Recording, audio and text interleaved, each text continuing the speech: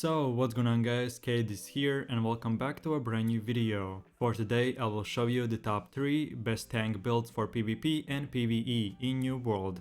For each and every single build I will explain what attributes and perks you want to have, then what gems and specific gear you want to use, then as well I will show you the gameplay of me using the build so you would know which abilities you want to use first on your enemies and much more. So with all of this said, if this sounds interesting to you, then let's get right into it. So then, moving over to the first tank build, which is the one and only Great Axe and Hatchet. And these are the attributes you want to have. So right off from the start, you always want to have this 50% points into strength and 50 in constitution, no matter what level you are. And around level 60 you should have 200 in strength and 200 in constitution. And last but not the least, for your gear you go with full heavy armor, and feel free to use shield just for fun. But as you are already in a heavy category, the shield won't add you extra gear score or even any weight, so it depends on your personal preference. So now let's go over to the first weapon, which is the Great Axe, and these are the masteries you want to have. So first things first, if you start from level 0 you want to unlock this Reap ability, and then with the next perk. Then afterwards unlock the second ability called the Charge, and then get the next 2 perks to him as well. And now let's move over to the other side and unlock all these 3 perks. Then last but not the least, unlock the last third ability called the Gravity Well, and then the next perk to him as well. And now from this point you're feel free to pick and choose which perks you want to unlock next. So then let's go over to the second weapon, which is the Hatchet, and these are the weapon masteries you want to have. So first of all, you want to unlock this Berserk ability with these 2 perks. Then afterwards unlock the second ability called the Feral Rush, and then these 2 next perks. Then lastly unlock the last third ability with these 2 perks.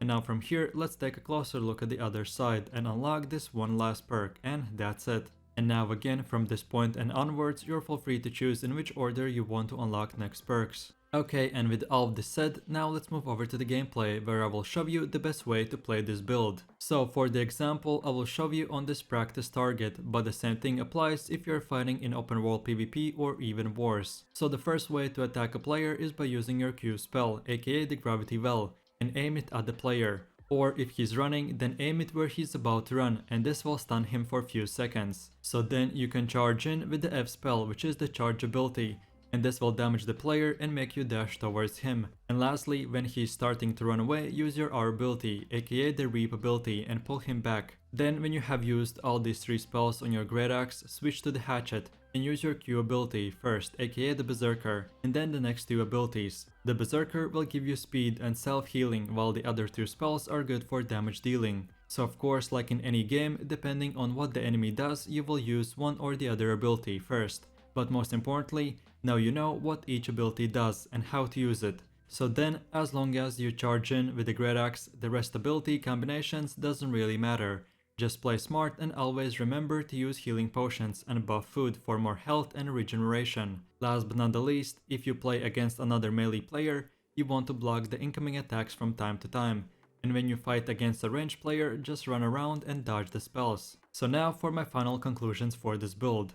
This Great Axe and Hatchet weapon combination right now is the best tank build by far. It is very strong in open world PvP, 50v50 wars, and even dungeons and PvE content. So if you're looking for an all-around overall best tank build, then this is it. Because we use the strongest spells and perks, you won't need to change for any activity, just bring some healing potions and even regeneration potions, because both of them are on different cooldowns, and you can get even more increased healing. And last but not the least, for PvE content use Carnelian gems, so you could taunt the mobs as a tank. And for PvP use the red Jasper gems, which will give you increased strike damage absorption. So if this tank build sounds interesting to you, then check it out. So now let's move over to the second tank build, which is a sword and shield and life staff. And these are the attributes you want to have. So first things first, you want to put 20% points in strength, and then the other 20% points in focus, and then the last 50% in constitution. And around level 60 you should have 100 in strength, 100 in focus, and 200 in constitution. And as I've already mentioned, you can use this build starting from any level. These attributes and points are meant for you to know on how you want to distribute them and how at the end game it should look like. So then last but not the least, for your gear, again you want to go with full heavy armor, and as a sword with one-handed weapon, this time you have to use a shield as well. So then taking a closer look at the first weapon, which is the sword with shield, and these are the weapon masteries you want to have. So first of all, you want to unlock the first ability called the Shield Rush, and then these 3 perks. Then afterwards unlock the second ability called the Shield Bash, and then get the next perk to him as well. Then lastly unlock the last third ability with all of these 4 perks. And now from here you're full free to pick and choose which perks you want to unlock next. So now let's move over to the second weapon, which is the Life Staff, and these are the weapon masteries you want to have. So first of all, you want to unlock this perk and then the first ability called the Sacred Ground. And then afterwards unlock all of these 4 perks. Then now let's go over to the other side and unlock the second ability called the Orb of Protection, and then unlock the next 2 perks to him. Then lastly unlock the last third ability called the Beacon, and then these 2 perks. And now from this point you're full free to pick and choose which perks you want to unlock next. Okay, so now again let's move over to the gameplay, where I will show you the best playstyle to play this build. So first of all, you need to remember that we have a shield, so especially when you're fighting in 1v1 or open world PvP, you just don't want to stand still but instead move around while blocking. Because of all our perks, we still be fast enough and won't take any single target damage. So when you attack a player, you want to move like this. Then as for our sword abilities, the Q and R ability, which are called the Shield Rush and Shield Bash, they are abilities which will stun or knock the enemy. So you want to use the Shield Charge to dash towards an enemy and knock him down. Then afterwards use the normal attack, and when he's about to get up again, use the second ability, and lastly increase your defensives by using the F ability, which is called the Defiant Stance. As it only gives you more resistance, I would save it for later. So then as for our life staff, these spells are self-explanatory. If you want to heal yourself, you aim it at the ground you're standing on, and if you want to heal your teammates, then aim the mouse cursor at them. Your Q and R abilities, which are called the Sacred Ground and Orb of Protection, are instance healing spells. And then lastly we have the Beacon, aka the F ability, which you have to actually aim and cast it for a split second. So going into a fight, I would place my R spell on the ground where I would be standing on, and then self-healing with Q and F spells. For healing there isn't really a one best combination that you can do, so feel free to experiment with the abilities you want to use first for your healing staff. So now for my final conclusions for this build. This sword and life staff weapon combination right now is super overpowered, because if you use any weapon with a life staff, it is basically impossible to kill you in 1v1 or even 1v2. So if you're looking to be that annoying tank that just doesn't die and still can support other players by healing them, then this is the best build for you. With all of these perks and abilities we have selected, this tank build will work very nicely in dungeons, 50v50 wars and much more. Just like I said, don't expect to fight other 1v1 players in open world, because most players when they see a life staff they run. But on the other hand, for 50v50 wars as a tank, you will survive for very long, so pick and choose which playstyle and build you like better, and don't forget to have fun. And with all of this said, now we have come to the last third build, which is the one and only Warhammer and Great Axe. And these are the attributes you want to have. So first things first, you want to have this 1:1 ratio. So split all of your stat points to half, and have 50% in strength and 50% in constitution.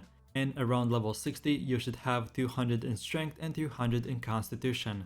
And lastly, for your gear, this time you want to wear full medium armor, but you can feel free to mix and match and maybe even have 1 or 2 pieces of heavy armor. But just don't forget to stay in the medium category, because for this tank we want more damage and faster movement. So with all of this out of the way, let's now go over to the first weapon, which is the Warhammer. And these are the weapon masteries you want to have. So first of all, you want to unlock this ability called the Clear Out, and then get the next perk to him as well. Then now let's unlock the second ability called the Shockwave, and then get next 2 perks to him. Then afterwards unlock the last third ability with these 2 perks. And then let's take a closer look at the other side and unlock all these 3 perks, and that's it.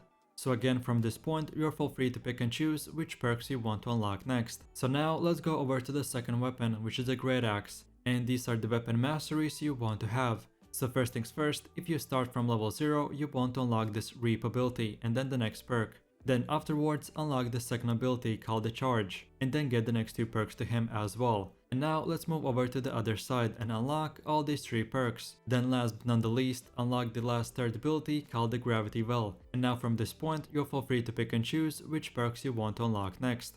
Okay, so with that said, now let's move over to the gameplay. So first of all, we already looked into the great axe, so I won't go in as much detail as before. But then for the hammer, we have 3 abilities, and all of them will deal damage in AoE. So that means you'll be able to damage multiple players, and that's why this build is so good in wars and large scale PvP. So our Q is a wide swing, which bashes back all targets. Then our R spell, which is called the shockwave, again will deal damage and knock the enemies down. And lastly, we have the F ability, which is called the Path of Destiny, and this will erupt the ground, making like a small earthquake and deal damage to all standing players in front. So then for our Great Axe abilities, as I already explained in the previous build, you want to go into fights while using your Gravity Well ability and stunning all players standing in it. And then afterwards, switch to the hammer and deal damage, and then switch to the Great Axe back to catch a player with your dash ability or pull back ability, or instead use it right away. So now for my final conclusions for this build. As I mentioned at the start, you want to go with full medium armor, so you get the 3 small jump rolls, and these will help you out to get out of big AoEs and run in the backline of your enemies, or just run away from them. So this tank build is more meant for doing damage while still having plenty defensives to withstand a lot of damage and fight your enemies in. So this build is not the best for expeditions or dungeon runs, but is really good for 50v50 wars, large scale PvP, and even 1v1s. So pick and choose which tank build and playstyle you like better, and I hope you enjoy. And that's about it. So I really do appreciate everyone for watching, guys, and I hope you enjoyed it. If you have any suggestions, feedback, or other tank builds that you would like to see in the next video, then feel free to leave your comments in the comment section down below. And while you're doing that, please click like, subscribe, and enable that notification bell, so this way you could support the channel and you won't miss any more amazing content from me. With all of this said, you have an amazing day, and I'll catch you in my next video. So take it easy, peace. Yo, I ain't here for the money, I ain't here for the fame. Though it might be nice to own a jet plane, I'ma do it all for you.